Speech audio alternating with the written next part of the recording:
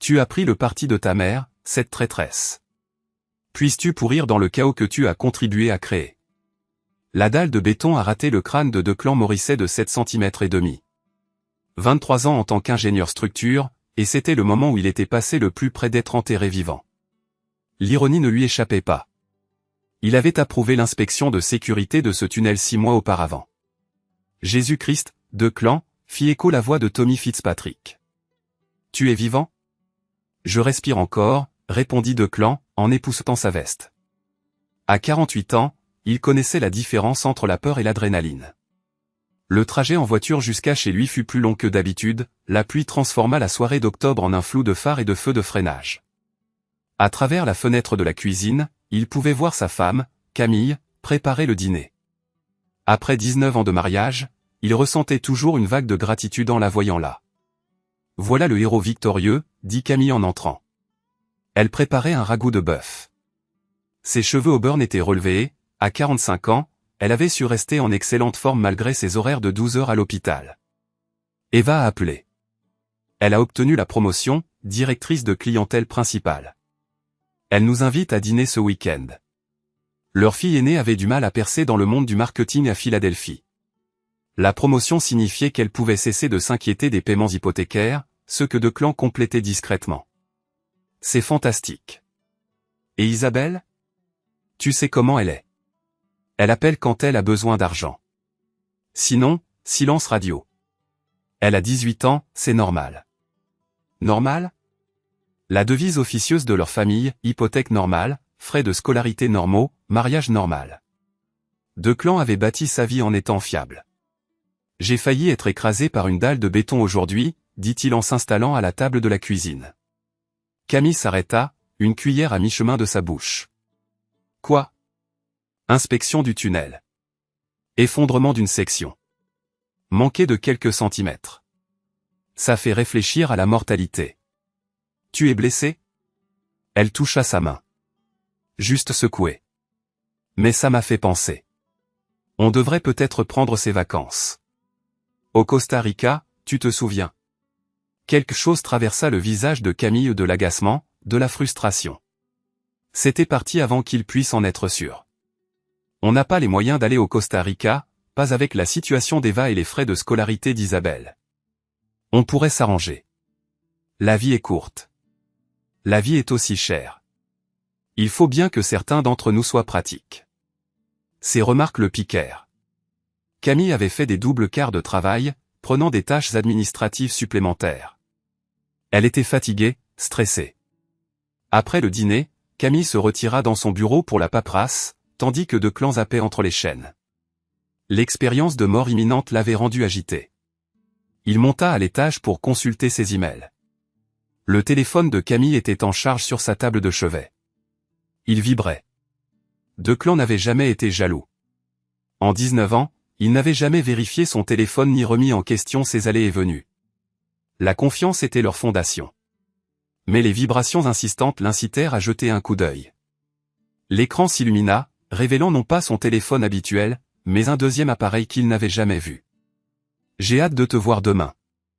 Chambre 412 au Marriott, tu seras là. Declan fixa l'écran jusqu'à ce qu'il s'éteigne. Puis il s'assit dans l'obscurité grandissante, écoutant sa respiration. 23 ans d'ingénierie lui avaient appris l'analyse méthodique des problèmes, d'abord, recueillir des données, formuler des hypothèses, tester les conclusions. Les données étaient claires. Camille avait un deuxième téléphone. Quelqu'un nommé W la rencontrait dans un hôtel. Ses récentes soirées tardives, ses quarts de travail supplémentaires. Il descendit en rampant, évitant la 3e marche qui grinçait. Son sac à main était posé sur le comptoir à l'intérieur, contenant son téléphone habituel, son portefeuille et ses clés. Rien d'inhabituel. Mais ses doigts trouvèrent autre chose, un reçu d'hôtel glissé dans la poche latérale. Le Marriott Downtown, il y a 3 nuits, chambre 412. Declan photographia le reçu et le remit soigneusement en place. Son esprit d'ingénieur calcula les angles, les contraintes, les points de rupture. Le lendemain matin, Camille partit tôt. Elle lui donna un baiser d'adieu, le même baiser rapide qu'elle lui donnait depuis 19 ans. Cette fois, Declan remarqua des choses qu'il avait manquées, des yeux qui ne croisaient pas les siens, une voix tremblante lorsqu'elle dit qu'elle travaillerait encore tard, un autre double quart de travail. Le docteur Klein a programmé une réunion d'urgence du conseil d'administration. Examen du budget. Ne m'attends pas, après son départ, Declan passa un coup de fil. Fitzpatrick investigation. Tommy, c'est Declan. Je dois te demander quelque chose. Tommy Fitzpatrick, son ancien colocataire de fac devenu détective privé. Il se retrouvait pour boire un verre tous les quelques mois. Qu'est-ce qui se passe, Dec? Hypothétiquement, si quelqu'un voulait vérifier certaines activités, quelle serait la meilleure approche? Hypothétiquement? Tu as l'air d'un homme qui a trouvé quelque chose. Il aurait aimé ne pas l'avoir trouvé. Rejoins-moi à Flanagan's après le travail. La journée passa dans un flou de béton et de mesures. Le soir venu, il avait formulé une hypothèse, Camille avait une liaison. Le Flanagan's était bondé de la foule habituelle d'après le travail. Tu as une sale mine, dit Tommy.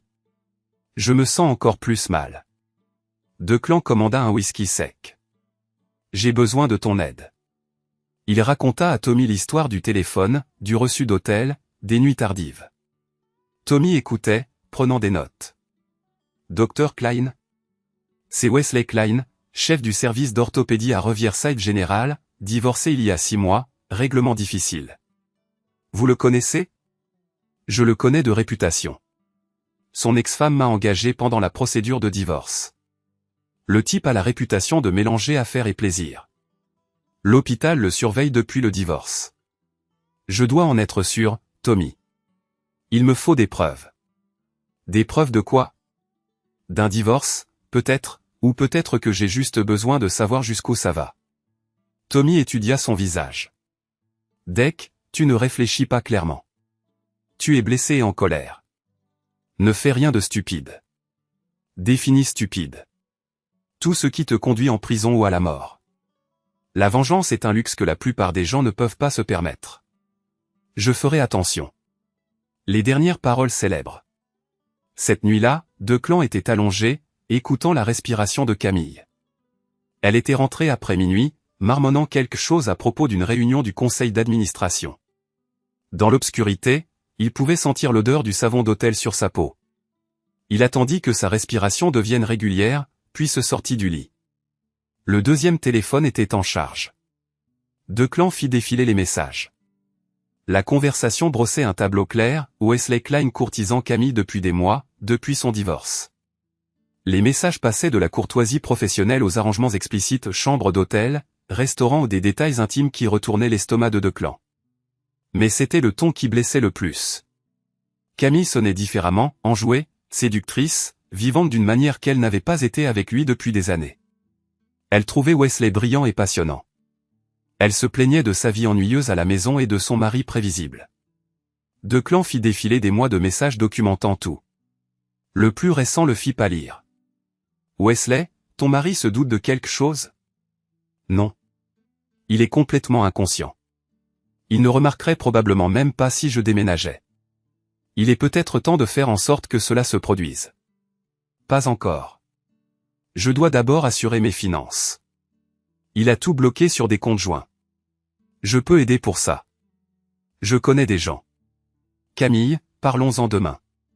Chambre 412.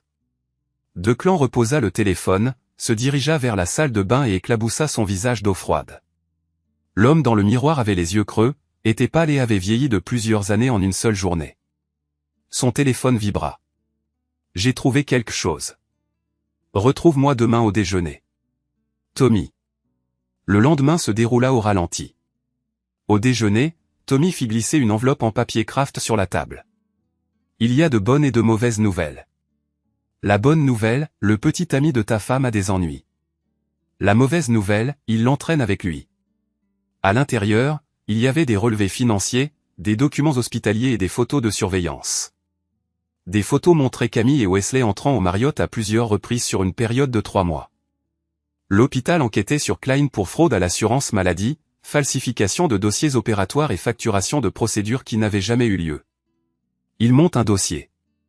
Qu'est-ce que ça a à voir avec Camille? Elle l'a aidé. Les dossiers hospitaliers montrent qu'elle a accédé aux dossiers des patients, antidaté les autorisations. S'il prouve son implication, elle risque des accusations criminelles. Declan fixa les photos. Sur l'une d'elles, Camille riait, le visage illuminé d'une expression qu'il n'avait pas vue depuis des années. Sur une autre, il se tenait la main à travers une table de restaurant. « Depuis combien de temps le sais-tu » demanda Tommy. « 2 jours, depuis que j'ai trouvé son deuxième téléphone. »« Qu'est-ce que tu vas faire ?»« Me protéger. »« Deck. »« Non, Tommy. Elle a prévu de me quitter, de voler à l'hôpital, de mentir pendant des mois, peut-être des années, et je suis censé faire comme si de rien n'était. Ne fais rien qui détruise ta vie aussi. Ma vie est déjà détruite. Je suis juste en train de décider quoi construire à partir des cendres. » Cet après-midi-là, Declan rendit visite à son avocat. James Morrison s'occupait de leurs affaires juridiques depuis des années. « Je dois discuter d'une procédure de divorce, » dit Declan. Morrison attrapa un bloc-notes juridique. « Je suis désolé d'apprendre ça. Quels sont les motifs ? Adultère, fraude. Faites votre choix. » Declan exposa les preuves. Morrison écoutait, prenant des notes. « C'est grave. Si votre femme est impliquée dans une fraude à l'assurance maladie, elle pourrait faire face à des accusations fédérales. Cela change tout. » En quoi ? Une condamnation pénale affecte la pension alimentaire, le partage des biens, tout. Mais vous devez faire attention à la façon dont vous procédez. Toute apparence de justice sommaire pourrait se retourner contre vous. Je cherche une justice véritable. Je vais déposer les documents préliminaires, mais promettez-moi une chose, n'affrontez pas votre femme directement. Laissez le système judiciaire faire son travail. Bien sûr.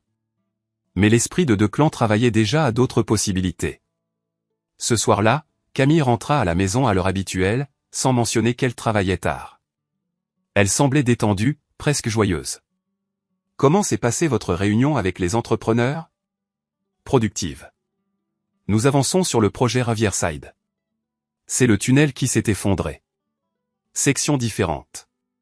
L'ensemble du système a besoin d'être renforcé. Camille hocha la tête distraitement, jetant un coup d'œil à son téléphone, attendant des messages qui ne venaient jamais. Wesley était probablement en train d'effacer ses traces. « Camille, tout va bien au travail ? Tu as l'air distraite. » Elle leva les yeux brusquement. « Que veux-tu dire ? Tu fais tellement d'heures supplémentaires, réunion du conseil d'administration, tâches administratives. C'est de la pression. » Ça va, je suis juste occupé. Pourquoi tu me demandes ça ? Pour rien. Je m'inquiète pour toi. Eh bien, ne t'inquiète pas. Je peux prendre soin de moi. Le ton tranchant dans sa voix était nouveau, ou peut-être qu'il l'entendait seulement maintenant clairement. Après le dîner, Camille s'est retirée dans son bureau. Declan attendit 1 heure avant de monter dans leur chambre. Le deuxième téléphone vibrait sans cesse. Wesley était visiblement en état de panique. L'hôpital l'avait convoqué à une réunion le lendemain matin. Il désirait ardemment voir Camille ce soir-là, percevant un besoin urgent de limiter les dégâts. Ses messages étaient de plus en plus frénétiques et désespérés. Les réponses de Camille, bien que plus calmes dans le ton, véhiculaient un sentiment d'urgence. Elle accepta de le rencontrer à leur lieu de rendez-vous habituel.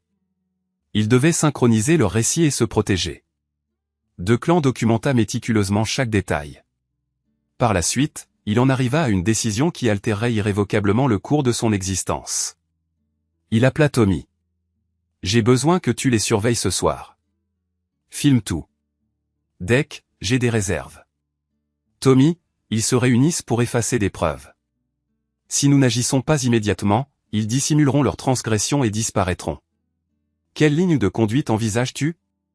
Celle que j'aurais dû adopter dès le début, dire la vérité. » 1 heure plus tard, Declan observa le départ de Camille.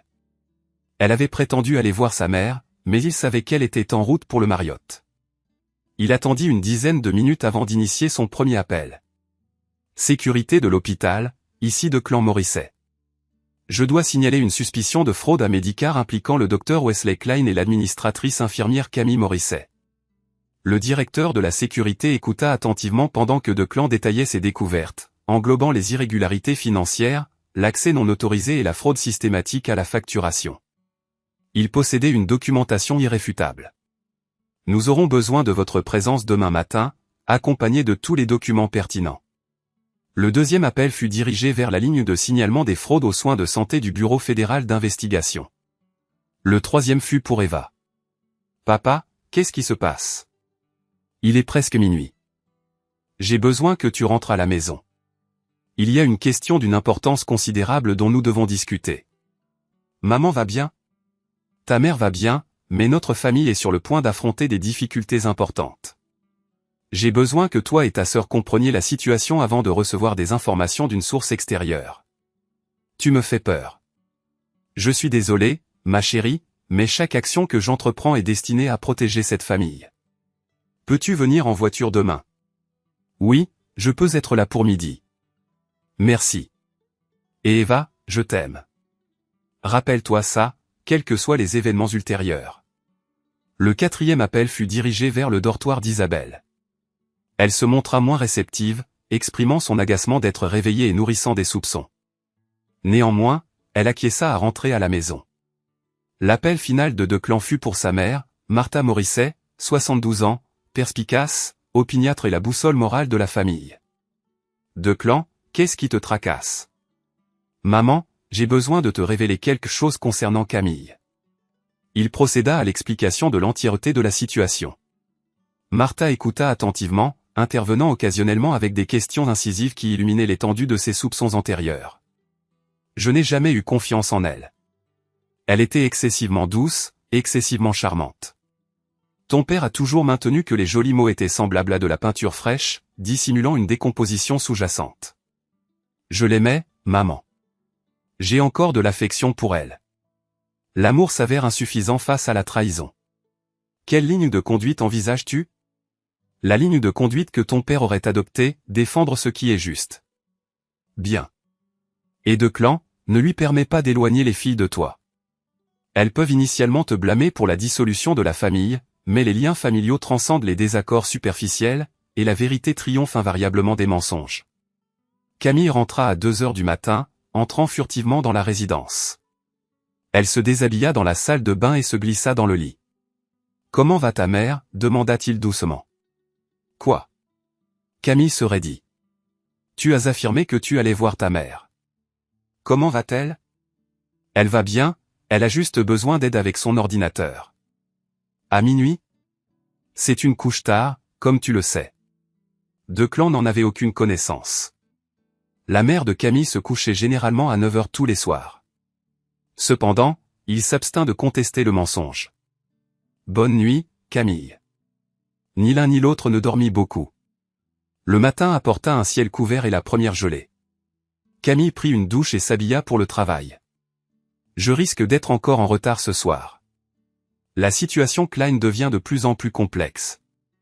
J'en suis certain. » Quelque chose dans son intonation l'incita à le regarder d'un air vif. Qu'est-ce que cela est censé signifier? Rien, simplement que les complications sur le lieu de travail ont tendance à dégénérer en pagaille. Elle fixa son regard sur lui, puis saisit son sac à main. « Je vous contacterai plus tard. » Après son départ, Declan se rendit en voiture à l'hôpital. Le directeur de la sécurité l'attendait, accompagné du conseiller juridique de l'hôpital et d'un agent du Bureau fédéral d'investigation. « Monsieur Morisset, nous croyons comprendre que vous possédez des informations relatives à des pratiques de facturation frauduleuses. » Pendant 3 heures, Declan décrivit l'accès non autorisé, les codes falsifiés et la fraude systématique. Il fournit des copies de relevés téléphoniques, de documents financiers et de photographies de surveillance. Cela constitue une preuve substantielle. Nous devrons agir rapidement pour empêcher la destruction des documents. Que se passe-t-il maintenant? Mandat de perquisition, saisie d'ordinateurs, de téléphones et de documents financiers. Des arrestations sont probables dans la semaine. Qu'en est-il de ma femme? Cela dépend de son niveau d'implication. Si elle se contentait d'exécuter des ordres, des mesures disciplinaires seront prises. Si elle était une participante active, des accusations fédérales seront portées. Il y a une autre affaire. Ils se réunissent régulièrement pour coordonner leurs activités dans la chambre 412 de l'hôtel Marriott du centre-ville, probablement vers 8 heures ce soir. L'agent du Bureau fédéral d'investigation prit note.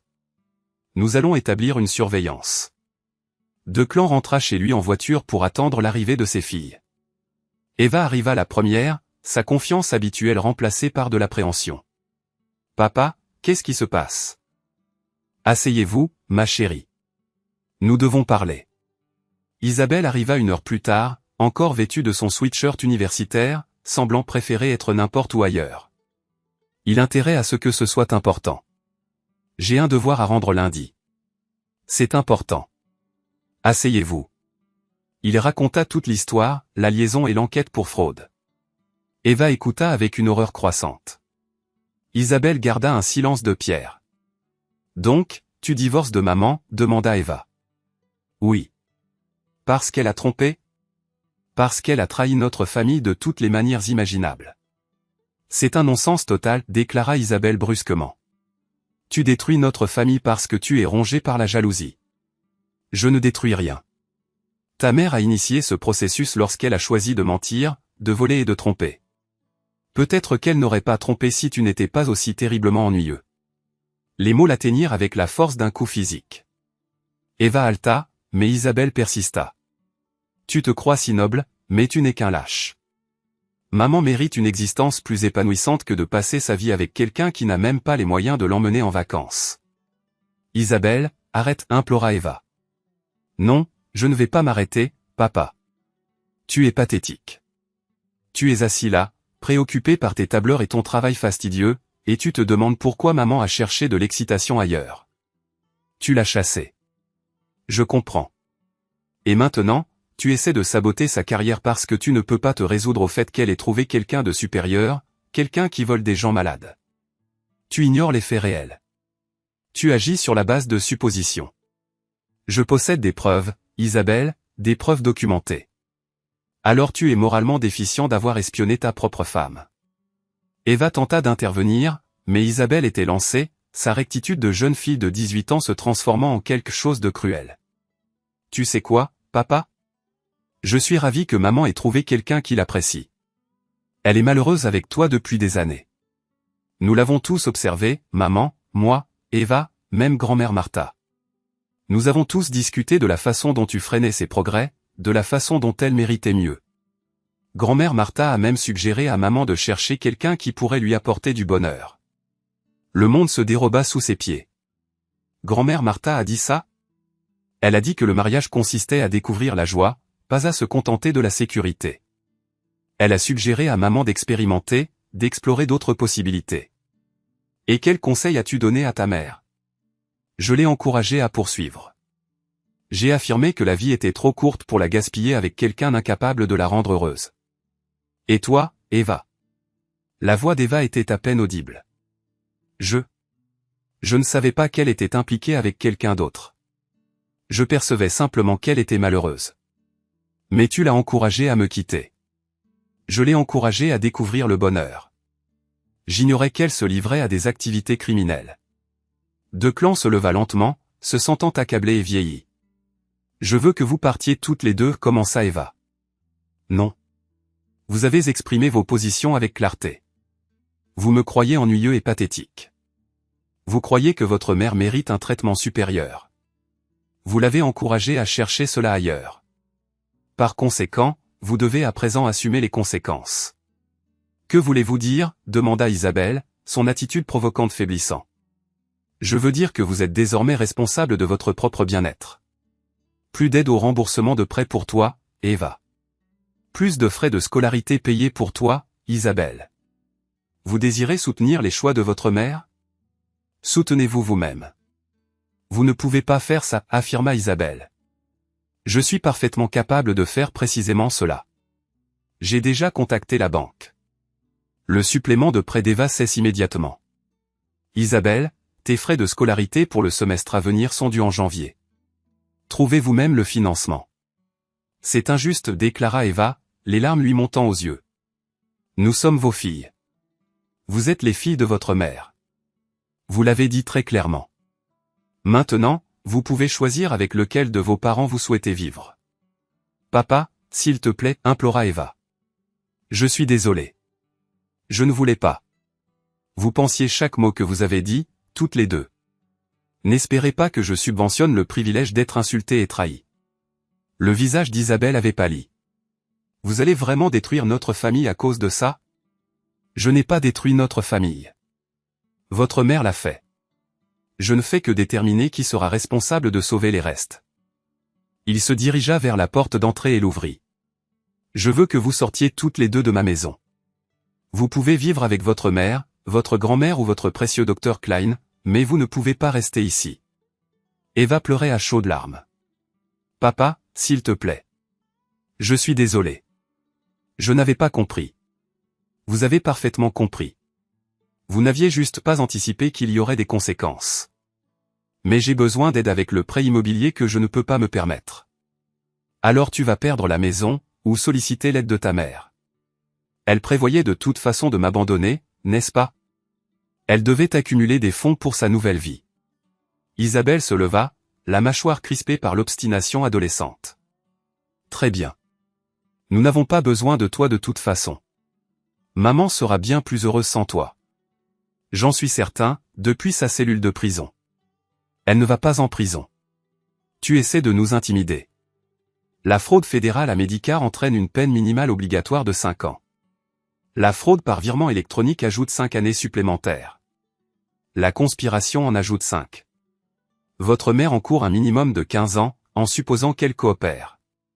La couleur quitta le visage d'Isabelle. Tu mens. Je suis ingénieur, ma chérie. Je n'invente pas les faits. Eva sanglotait. Papa, s'il te plaît. On ne peut pas arranger ça? On ne peut pas rester une famille. Nous étions une famille. Ensuite, vous avez toutes décidé que j'étais inadéquat. Maintenant, vous devez vivre avec cette décision. Ils se tenaient près de la porte ouverte, attendant leur départ. Après une longue pause, Eva ramassa son sac à main et ses clés, toujours en pleurs. Isabelle suivit, le visage déformé par une haine défiante. Je ne te pardonnerai jamais pour ça, déclara-t-elle en passant. Je ne vous pardonnerai jamais non plus. Nous sommes donc quittes. Il ferma la porte et se dirigea vers la fenêtre de la cuisine.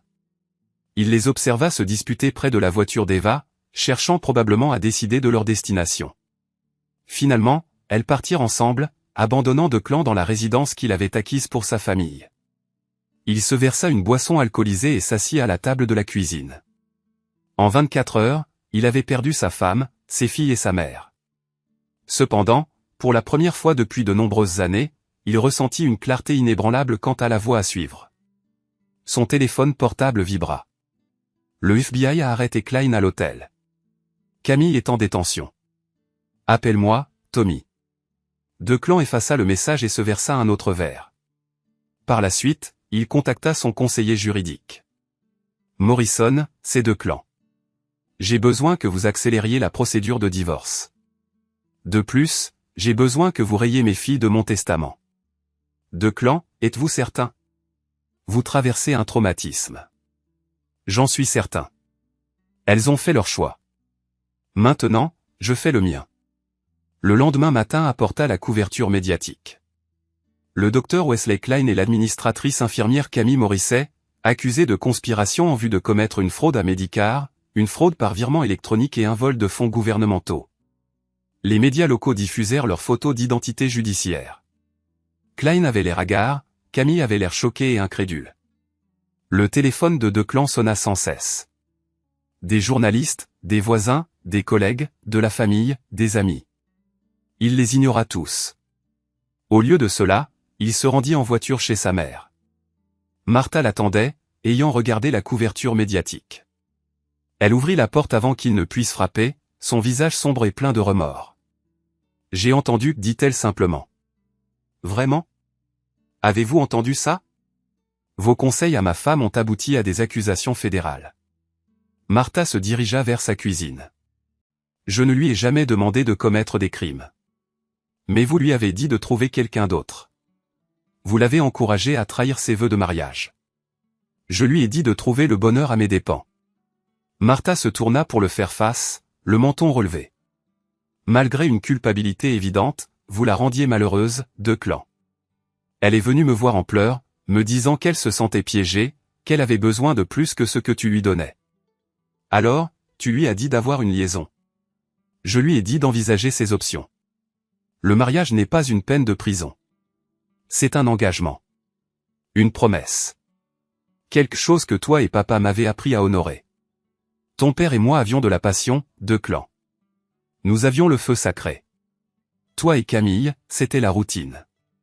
Les mots résonnèrent profondément parce qu'ils contenaient une vérité.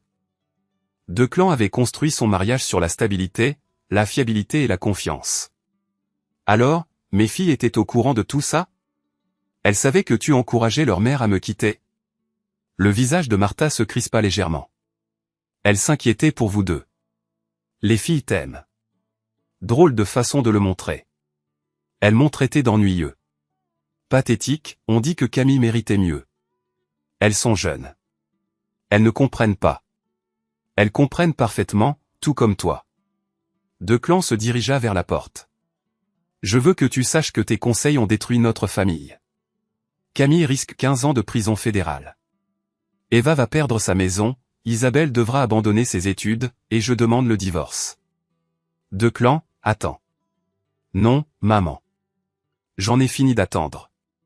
J'en ai fini d'être le type stable, fiable, ennuyeux. J'en ai fini d'être pris pour acquis.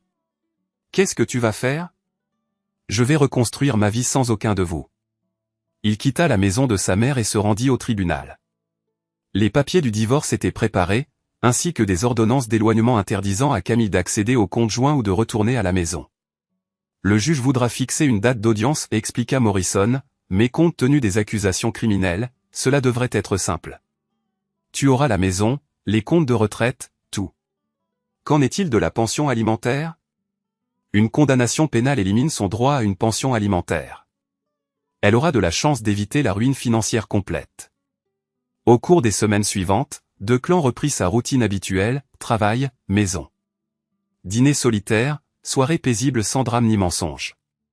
Il découvrit qu'il appréciait en fait le silence, la prévisibilité, l'absence de manipulation émotionnelle.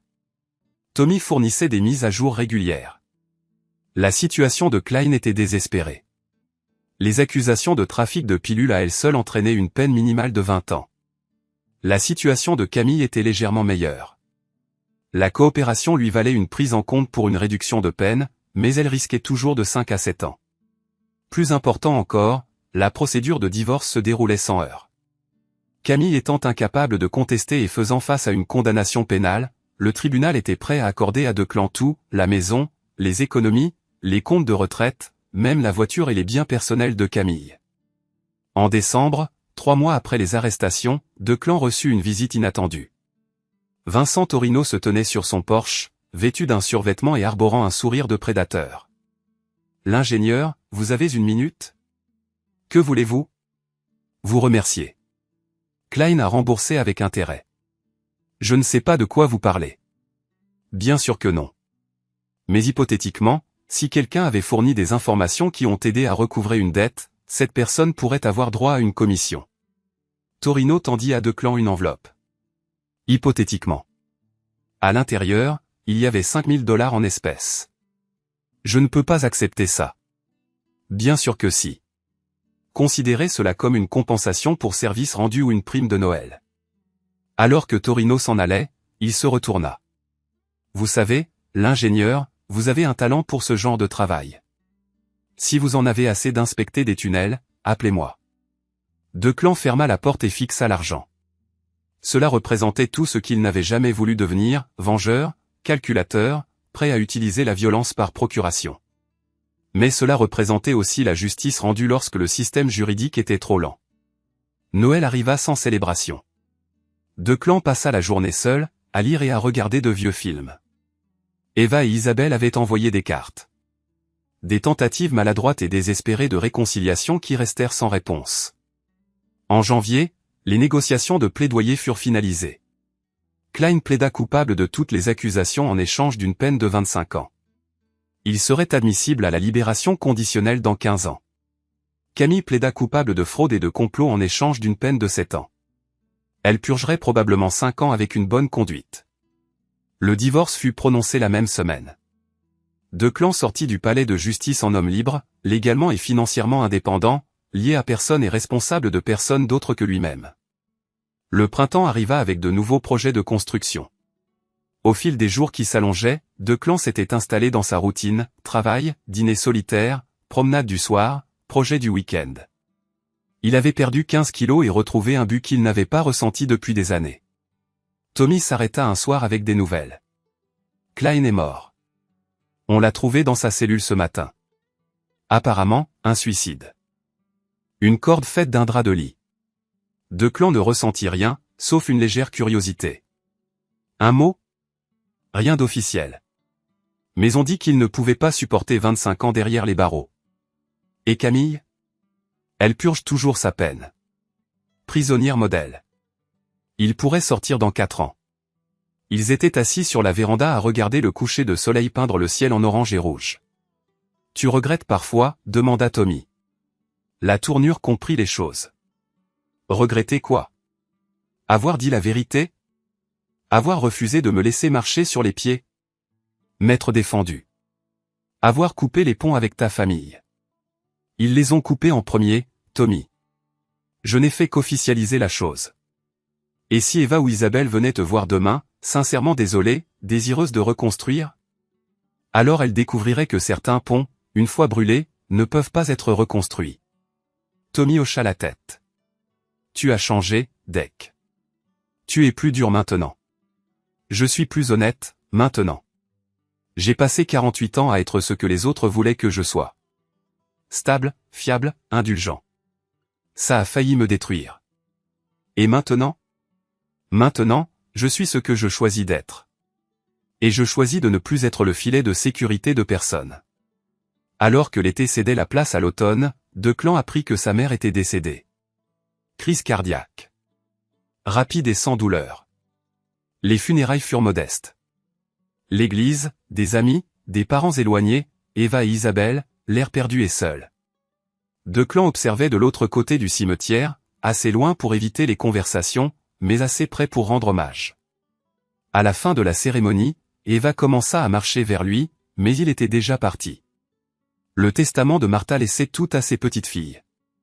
Ce n'était pas grand-chose, mais c'était toujours quelque chose. Declan ne ressentait aucune rancune d'être exclu. Sa mère avait fait son choix. 2 ans après les arrestations, Declan reçut une lettre de Camille, transmise par le bureau de Morrison.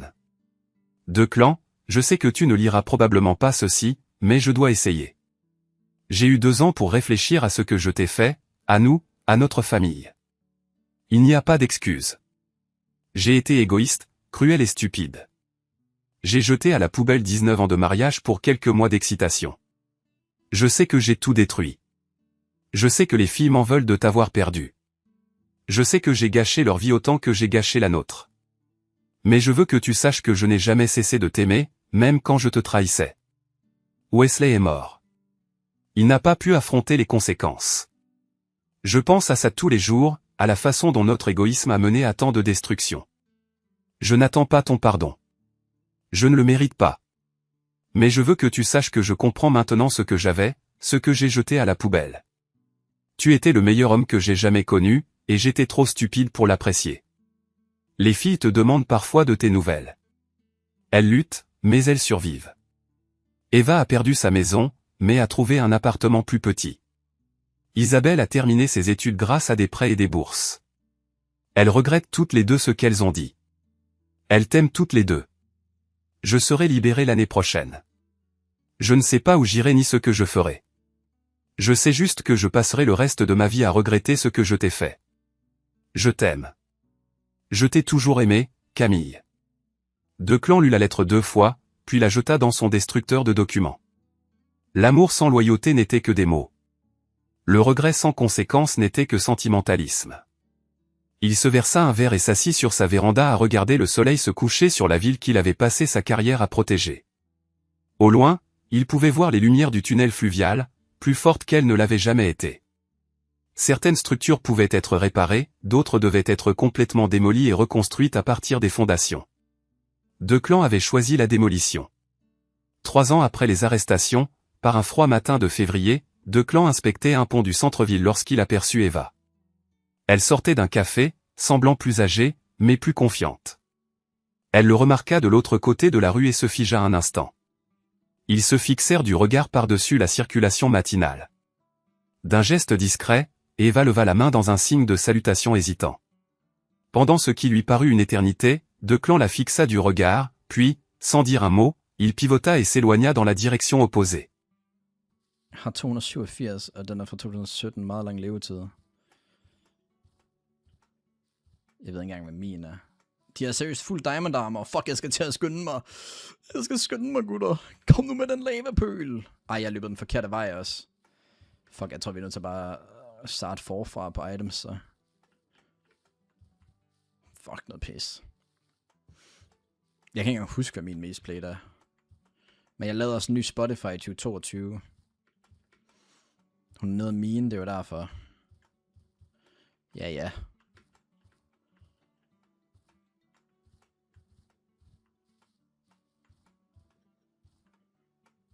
From the D to the A af T Grizzly. Jeg ved ikke engang, hvem T Grizzly er. Og nu må du gerne blive sur på mig, men det ved jeg overhovedet ikke, hvad jeg har aldrig hørt det navn før.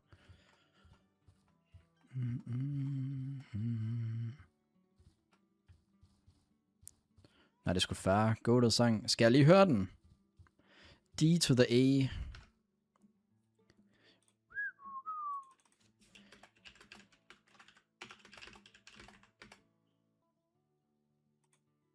Ej, nu kommer jeg til at starte et helt album med ham. Ja, GG.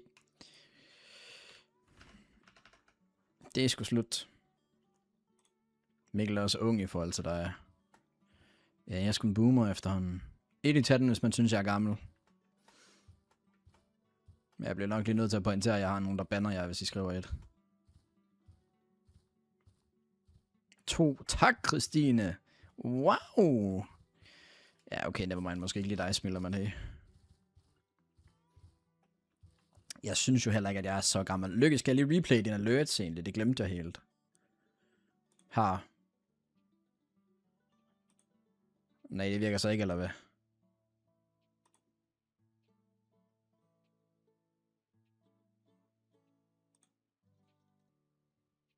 Nå, vent, jeg ved hvorfor.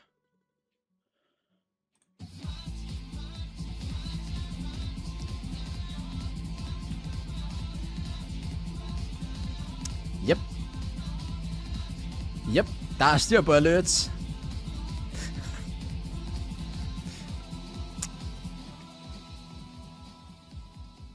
Wow. Tak for 5 gifts og subs, Lykke 93. 2 win til FCK, så det er FCK, der skal spille Europa. Hvordan fuck kan de overhovedet ende med det? Det er så dumt, man kan ende i nedrykningsspillet, og så skal Bani i nether. Bani er i nether, og jeg har ikke fundet lava.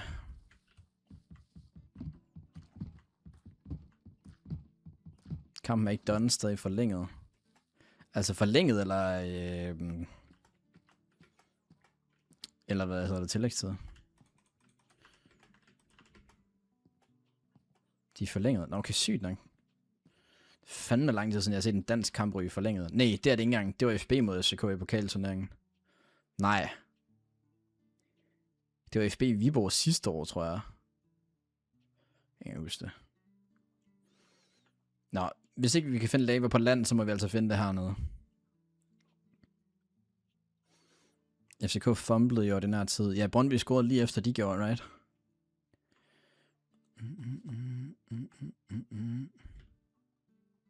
Hvad fanden er det, han rider på ham der?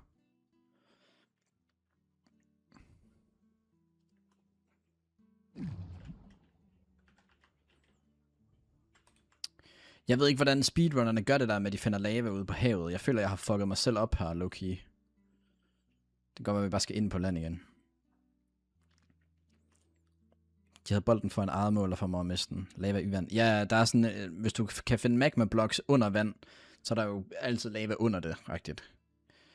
Han finder et fortress instant. Han snyder. Der er faktisk no way, han ender med at gennemføre, før jeg gør. Hvad er det, der sker? Fuck mig. Jeg ville ønske, jeg havde koordinaterne til den der lavapøl, jeg havde før. Deres portal er lige ved et. Hold nu kæft, mand. Jamen, så er det kritisk, jo. Dermed er. Det er lort. Okay, lad mig lige... Lea, kan du lige skrive koordinaterne igen? Kan du lige skrive dem igen?